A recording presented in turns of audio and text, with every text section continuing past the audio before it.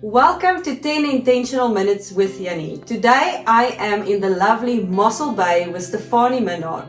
She is doing a study on teenagers and the brain. Stefanie, tell us more about that. Yes, when I did my Pastoral Narrative Therapist course in 2017 and 2018, and when I started counseling teenagers, I had reactions like, what did your mother say? Or what did your father do? I cannot believe it, I have to speak to them. And that's where I had more conversations with parents. And I realized that parents need more information about the changes in a teenager's brain. Because they think it's hormones, but the changes in a teenager's brain's got a huge impact on their relationships and behavior. Wow. And what should we as parents know about this? It is very storm in drangjare. Can I explain how the brain works? Yes, please. And then what's the difference between a teenager's brain and an adult's brain? Yes. So I'm going to use Dr. Siegel's it's a very simple hand model of how your brain works. So if this is your spine coming up here, in the middle, if you make your fist, your hand in a fist, in the middle where your thumb is, if you open your fingers, is where your limbic system is. And in your limbic system is your alarm system of your body. That's your fight, flight or freeze alarm system of your body. And that is 100% fully developed when a baby is born. Wow. And also in the limbic system, you'll find your hippocampus, and that is where memories are stored. Yeah. So a few years ago, I was in our previous house. I was walking down our passage and kissing our Maltese poodle. And I missed the first step going down to our bedroom. And I torn my ligaments. Wow. And until the day that we've moved out of the house, every time I would get close to the steps, my brain would warn me, be careful, look down. Okay. So your limbic system is there to keep you safe at all costs. Okay. The back of your hand here is how you perceive the outside world. On top here is your thinking brain or your rational brain. Then right here in front of your forehead is where your emotional connections happen. Okay. And God created us with pro-social brains that were made for emotional connection with other people. Wow. Wow. So in my workshops, I always tell the parents, kiss your teenagers on their foreheads, because that's where emotional connection happens. Wow, that is so beautiful. Yes. And you know what? A kiss on the forehead is like, it's more than I love you. It's like, I like you. Oh, wow. Yeah. That's amazing. So it's very amazing. And especially when you get a teenager, they get to a stage where they don't want you in your space. So what I do, my teenagers, when they're studying or just sitting watching their telephones, I would just walk past and just give them a kiss on the forehead and say nothing. Wow. Okay, and then the last to develop right here at your fingertips, behind your eyes, deep inside your brain, is a prefrontal cortex. Okay. And that is also called the CEO of your brain. I like that. And that controls emotions and impulsivity. And that's Okay. only develops around about 23 to 30 years of age. Okay. So I'm going to repeat Say again that. 23 to 30 years. Girls, it's about 23 to 25 years. Yeah. Boys, it's about 25 to 20. And now we're talking about teenagers and students. And students where Yes. that has not been developed yet, actually. Yes. Okay. So that part of your brain where you know, if I do this, that's going to happen, it's not fully developed. So I'm going to repeat it. Parents have a CEO in their brain that is fully that can developed. control, yes, that's fully, Yes. and can control their emotions and impulsivity. Okay. So what happens now is this amygdala, your alarm system, needs to keep the teenager safe until this prefrontal cortex is fully developed. Sure. So I'm going to give an example of when your alarm system goes off. Yeah. Say for instance you're walking in the Kruger National Park and you're walking in the bush and there's a guide in front of you, but he's a few steps ahead of you. And all of a sudden you hear and you see movements in the bush beside you. Yeah. and then your amygdala, your alarm system goes off. Okay. Your body releases adrenaline, your blood pressure goes up, your heart rate goes up. All the blood is drained from your digestive system, that's from your mouth. Well, all the way down. All the way down, and the blood is pulled to your legs and your arms, right? For you to run. To run or to fight. Yeah. Yes, to run or to fight. Right, legs and arms. Exactly. Yeah, okay. So your empathy is very low. Your rational thinking is gone, because you see why. If you open your hand and your amygdala, your alarm system goes off, your fingers has pulled away. Yeah. And I only heard 2 weeks ago a very practical reason why God created us like this. Okay. It is because when in that moment, say there's a buffalo next to you, and it comes out of the bushes. That really happened to me. Oh, anyway. okay. So that you not go through a thought process of, okay, which will be the better tree to climb, the left one or the one on the right hand side, so that you can just flight or freeze or run. Okay. And this is where the most damage between parents and teenagers' relationships happen. Okay. Because the thing about this amygdala, it does not discern between real and false dangers. Okay. So being hangry, that's when a teenager is I experienced that too. Very hungry and tired after school, and they get into your car hangry. Yeah. Emotions like shame, guilt, exam stress, disappointments will all make this alarm system goes off. Wow. So what happens, I'm going to give an example. My then 15-year-old, just by the way, my kids are 17 and 18 years old. Okay. And the one question I get asked a lot is, you must have the perfect teenagers. And yes, of course, I've got the perfect teenagers. They are like rude often. They give me one-word answers. They flip their lids just like this for no reason at all. And they spend lots of time in their rooms. They think I know nothing, and they think they know everything. Yeah. So I've got the perfect teenagers. Before you go on about that, that they spend a lot of time in their room, how do you as a parent approach them when they're spending time in their room? You taught me something around that. Yes. For a teen, his room is a sacred place because it is literally the only place where he has control over what happens in his room. Okay. So what parents do now, and you're so anxious about something and you want to have a serious conversation because you caught your teen vaping again. Okay, very real example. You walk into your teenager's bedroom and now you think, okay, I'm going to have a serious conversation. Yeah. But what I did not remember to say, when your amygdala, when your alarm system goes off, you don't hear what anyone is saying to you, and if there's a person in front of you, your brain says, this is the enemy I have to fight. So that's why parents all the time is the enemy. Exactly. So when you walk into their sacred space and you're going to have a serious eye-to-eye conversation, it's a threat. Yes, their brain, they will flip their lid and their brain will tell you, this is the enemy in front of me, which he must fight now. Sure.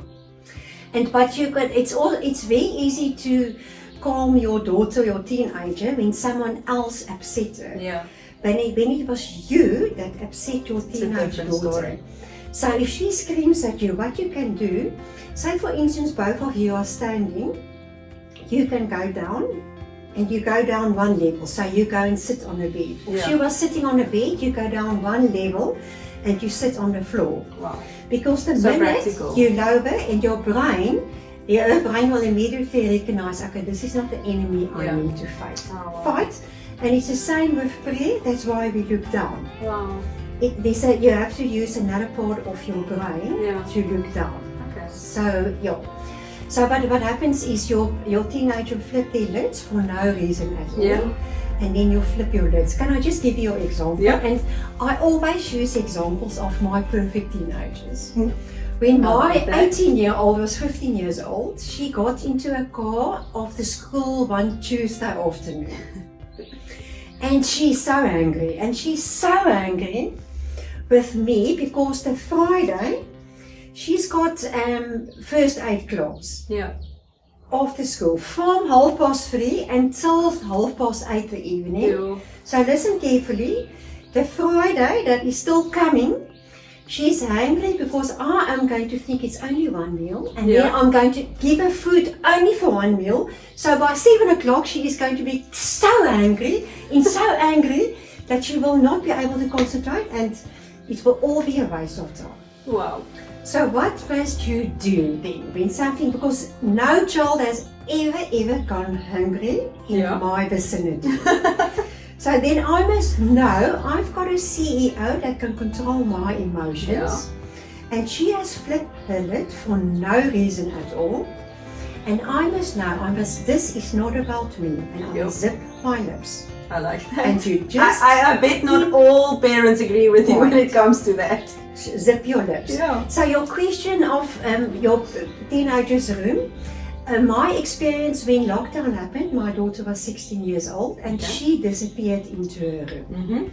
And then one day I was actually crying, sitting next to my husband, and my tears just rolled, and I said, my daughter is so irritated with me. So when I want to connect, I walk into her room and she will go, yes.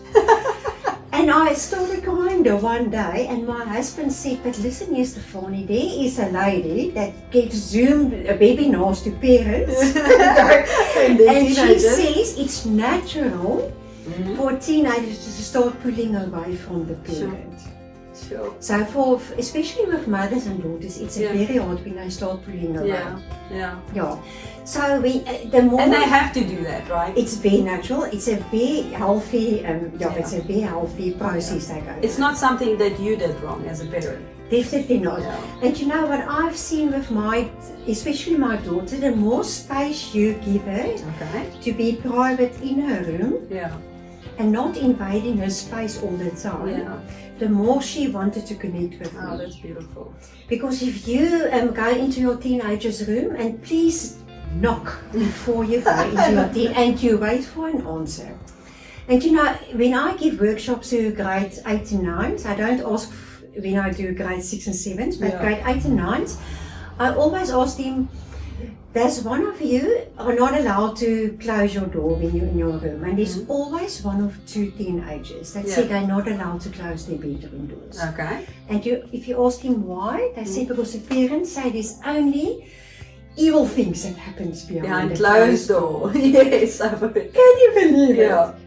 And I promise you, Janine, if there were cell phones when we were teenagers, we would have done exactly the same. That's how teenagers discover how the world works. Sure.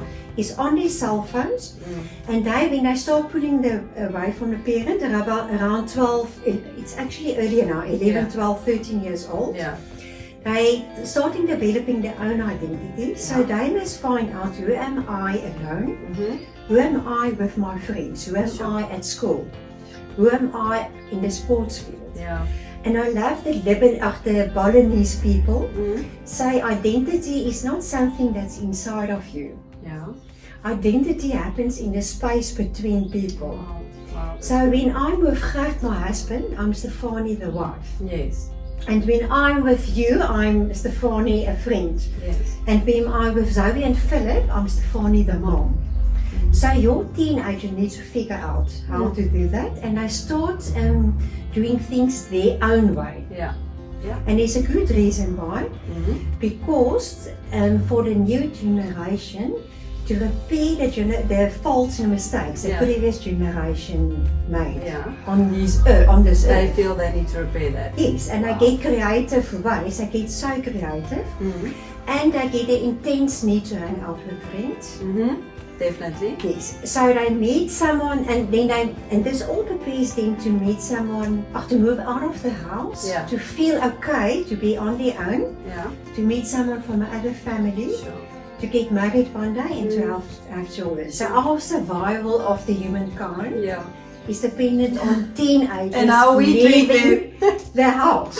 And how we treat them. That's amazing. Exactly. We treat them like children, but you have to treat, especially when they go to high school, you have to treat your high school teenager as the independent person they are becoming.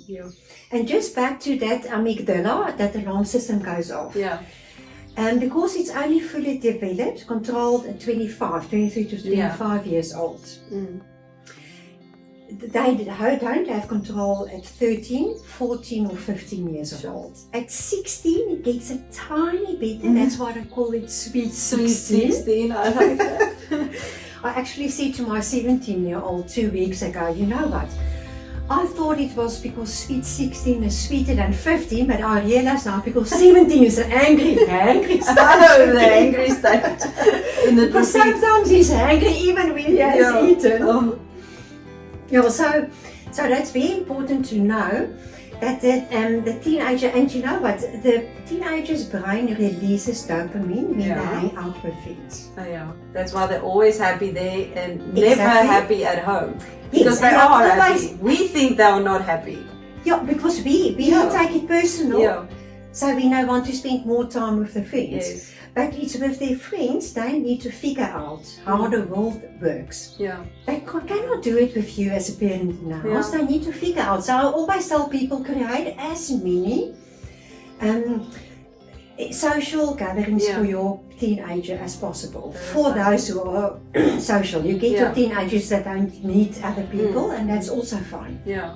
Wow, I like that. I just want to quickly go back on some of the stuff that you said, because this is golden, is when you walk into your teenager's room, is knock first, wait for that answer. It's such simple things. Kiss them on the forehead, that's something you said as well, is be on a level just a little bit lower to them to have a conversation so that it doesn't feel like a threat.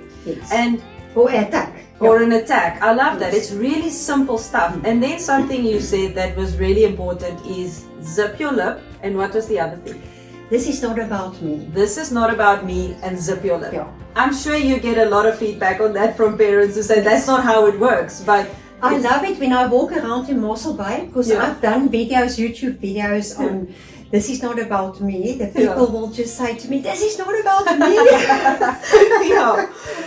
And you know, when our amygdala pops and you say this is not about me, you know you don't take it personal, and because the damage happens when, especially with Afrikaans men that was in the military and background in South Africa, is where you don't raise your voice to a grown-up or to an adult. Yes. And when I started doing parent webinars in 2020, I had 2 mothers that phoned me that were in tears after one webinar, because their 13 and 14-year-old kids hiding every time they flip their lid. And parents will tell me, or they ask me, okay, so you saying that my teenager can just yell at me and be disrespectful? And my answer is yes, in that moment only. Yeah. Because if you scream back, it's two enemies that's fighting each other. Yeah. So you don't say anything in that moment, because what parents don't realize, when your teenagers flip their lids, they don't have a prefrontal cortex that can control their emotions. So it's like a 2-year-old that throws a floor tantrum. Yeah.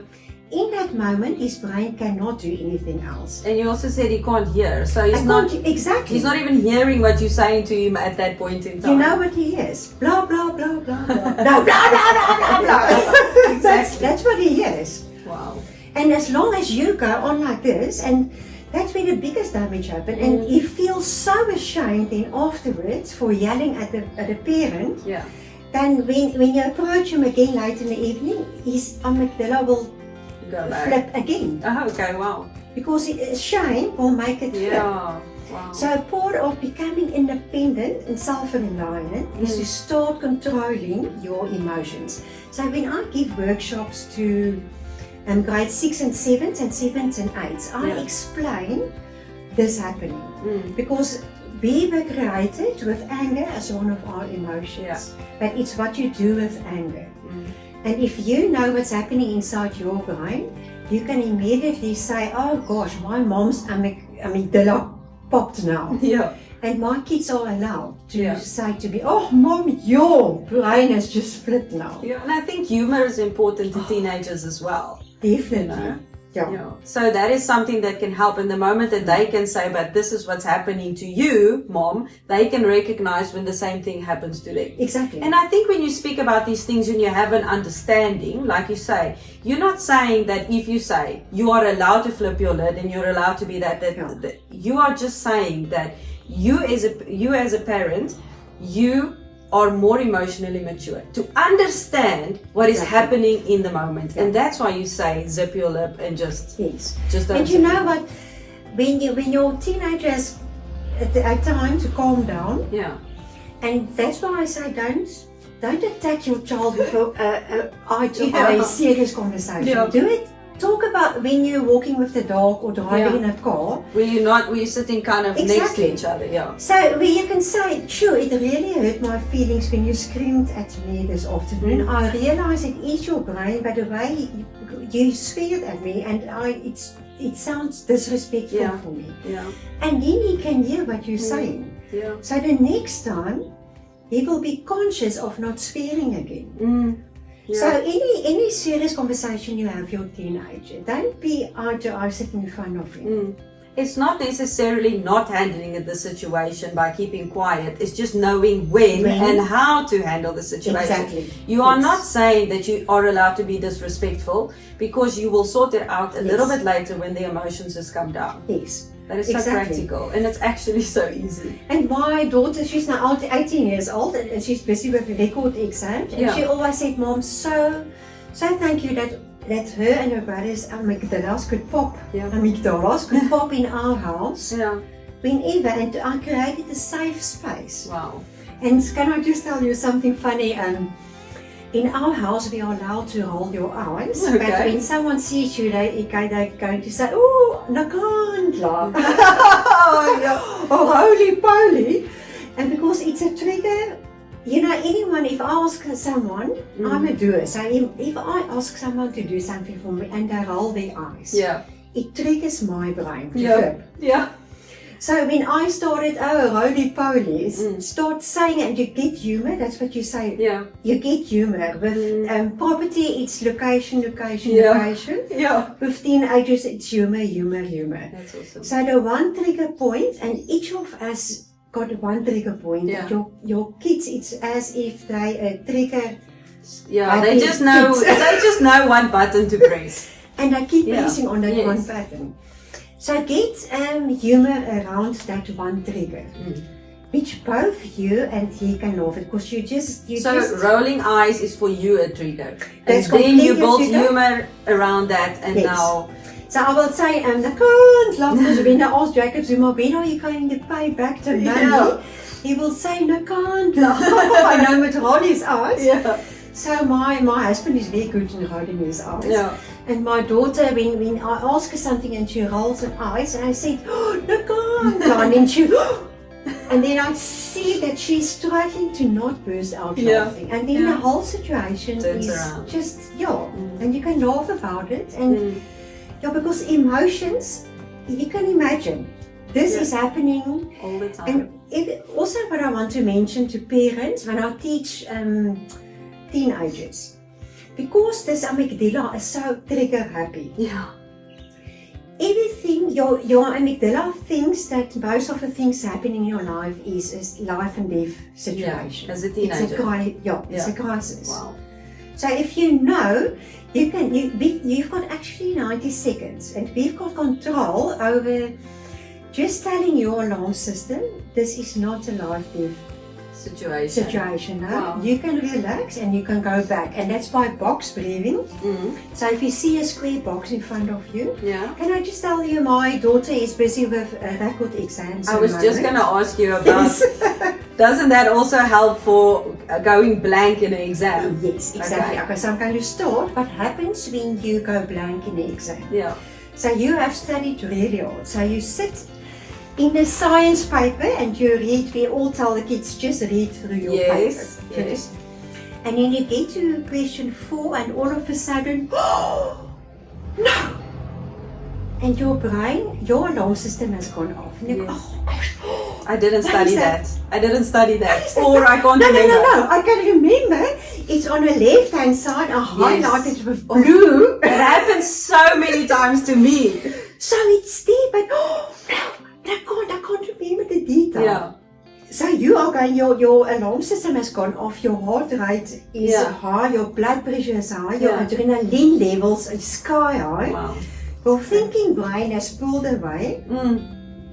And you cannot think anything. So as long as you, no, The more you're going to I'm going to fail. Yeah. My parents are going to be so angry. My friends are going to think I'm dumb. So what you need to do, you put down your pencil and you see a box in front of you. Yeah. So you inhale one side, you hold it in for one side, Yeah. Oh wow. and then you exhale for two sides. So Okay. two sides.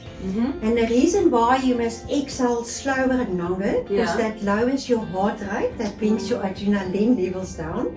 So your amygdala can realize this is not a lively situation. Okay. He can go Back into its place. and your thinking brain Closes up. closes up. And if you did study, that was on the left-hand side, In blue. you will be able to. Wow, that's amazing. It's so practical. I love the advice that is practical for the parents and for the teenagers. Yes. And for me, myself, I hate a dentist. So when I'm in a dentist chair, and can I just tell you, I've got a dentist, he doesn't even have an assistant. So it's only his two hands in my mouth. And my body releases adrenaline every second. So I have to be so in control to just pull his hand out of my mouth. So then I do the box breathing. Okay. And you can actually feel, okay, your heart rate lowers and then your adrenaline levels goes down, and then he does something and then it goes up and then. But it's amazing if you know that you've got control. Yeah. And it's the same with being claustrophobic. If you're stuck in I an was just going to elevator. say, claustrophobia, anxiety can also help for anxiety. Yes. And the reason why you so nervous before you or studying for exam and the morning before a big maths exam, you're so nervous and you feel you either got diarrhea, your stomach is running, or you feel nauseous. It's because your blood has started draining from your digestive system. Okay. So your amygdala is like this. You are hanging on a cliff like this. Your hands are going like this. Yeah. So when you feel that feeling, that dreaded feeling in your stomach, just know it's just a normal body reaction you've got. Wow. It doesn't mean that you're not prepared. It doesn't mean you're not going to be okay. This is just a normal body reaction. And start breathing. Concentrate on breathing. Yeah. And start concentrating on exhaling a little bit longer and slower. Sure. I love that so much because it's exam, but I'm thinking stage fright. I'm thinking claustrophobia. I'm thinking all that stuff, the fear of flying, anything like that is to see the block in front of you and just to help yourself. It's for teenagers, it's for adults, it's for all of us to use it. Such practical advice. So for the smaller children, I always say you must like a small veldblommetjie. Yeah. You must take a little flower and you inhale and then this is a lovely smell. And then you must blow out 53 candles on 53 candles. And they always ask me, why 53? Because I am 53 years old. And then they know, they remember, okay. Yeah. This lady said she's 53 years old, and then and that will bring it down. And stage fright is so normal. And you know what, Janine, when I do a workshop with kids, I mean, I've always got a runny stomach before then. And when you tell the kids, then they're all it even happens when I have to stand in front of a hall full of kids. Yeah. It is such a natural process. To your body. It's not something to be ashamed of, and you always have stage fright, but you can, because you know what your brain is doing. You know what's happening, you can basically regulate it yourself. Exactly, yes. I like that. Yeah. So Stefanie, thank you so much for this information, but tell us about the workshops and how we can get hold of you to book workshops for the future for the teenagers. Okay. I've got 4 workshops at the moment. Okay. The first workshop is for teenagers at school, so it's for grade So you 6. so you actually go to the schools and you do Yes. it there. Okay. Yeah. So I visit the schools, grade 6 and 7s, or grade 8 and 9s. Okay. And I explain their brain and what happens in their brain and what happens when they have to give a speech in the class, and I also study for exam. Exactly. And I also explain the 4 agreements. Okay. Because there's so much bullying going on in schools. And the 4 agreements is your word must be impeccable, don't take anything personal, don't make assumptions, and always do your best. And that's just life tools. Yes, yes. So that's the one workshop. And the other workshop is the high five, which I started now for kids as well as for grown-ups. So whenever you want to do something new in life, you have to put yourself out there. Yes. But you know now your amygdala wants to keep you safe at all costs. So your brain will say, no, you will never be able to do that. No, you can't do that. And I also explain what happens in your brain when you stand in front of the mirror and you lift your hand to high five yourself. Wow. What happens in your brain? It is life changing. I can only imagine. Yes. I can only imagine. So Stefanie, I will put your details on the screen on how schools and parents can get a hold of you. And I think that everybody must sign up for the workshops to learn more about yourself, about your teenager. And I like that, like you said, secure attachment. And what I love about your webinars is that you're literally catering for moms with babies all the way up from when they are teenagers and just when they leave home basically to go to university. Oh, you know what? I forgot about my most important webinar. That is for parents of teenagers around about 10, 11 up until 18 years old. Wow. And that's how teenagers make decisions. Okay. And it's all to do with their reward system in their brain that releases dopamine. Wow. And that's so important for parents to know, so that I can lead the child, the teenager, through those years. That's amazing. Yes. Thank you for your time, Stefanie. I really appreciate it. Been an Give honor. me a high five. Thank you, Janine.